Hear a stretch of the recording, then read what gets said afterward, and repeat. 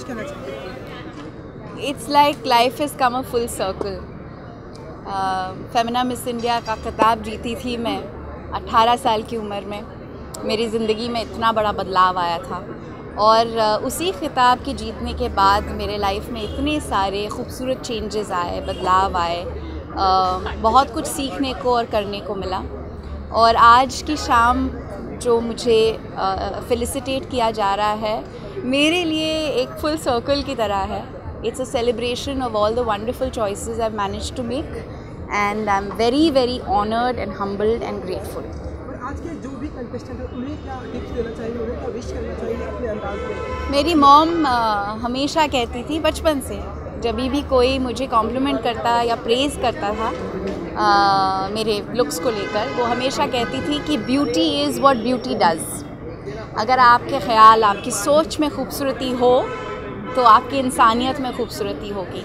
And I really hope that all the contestants, winners ही नहीं, सारी जो लड़कियां आज यहाँ पर हैं वो इस बात को जाने, समझे और जो उनकी खूबसूरती है उसका सही तरीके से इस्तेमाल करें। ये जो प्लेटफॉर्म है लड़कियों को एक बहुत इम्पॉर्टेंट अपॉर्चुनिटी देता है to make a difference. And I think मैं अगर जज होती तो मैं हमेशा यही ढूंढती कि इंसान में कितना कंपैशन है, कितनी एम्पैथी है और किस तरह से वो सोचती हैं। जी, वो जो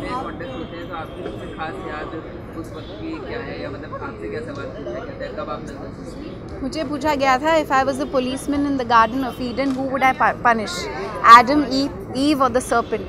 और मैंने कहा था कि none of them, because if they hadn't sinned the earth would not have been created. We wouldn't know life the way we do. I think for me it's a moment of nostalgia. It's a moment that brings back some wonderful memories. लेकिन मैं अभी थोड़ी देर पहले ये सोच रही थी कि मेरे पिताजी की बहुत याद आ रही है आज। वो बहुत गर्वशाली हुए थे जब मैंने ये खिताब जीता था और वो खुद चाहते थे कि मैं पार्टिसिपेट करूं। My mother was very hesitant about sending me. वो चाहती थी कि मैं लॉ स्कूल चली जाऊं।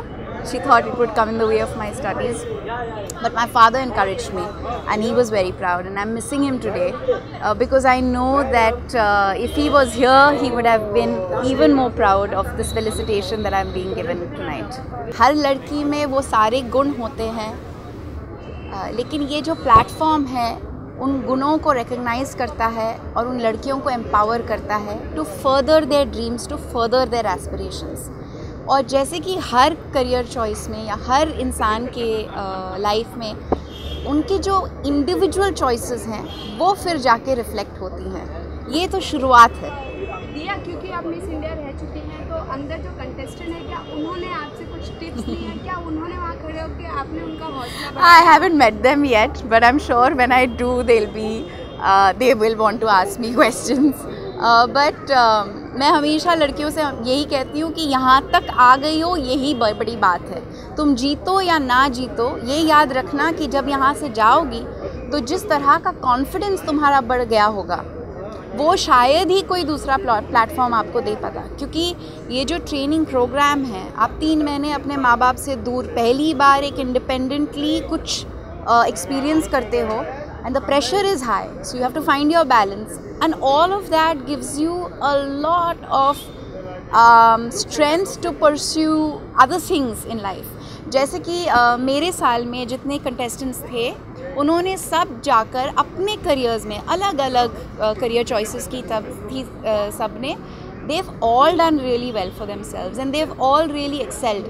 बलूशा डिसूज़ा हमारे साल में कंटेस्टेंट थी, आज देखिए वो अभिनेत्री के रूप में आ रही हैं। she reflects so much positivity and confidence and strength. So I really think that it's a platform that empowers these girls. It gives them an opportunity to go out and seek whatever their dreams may be in life, but it helps them do things better.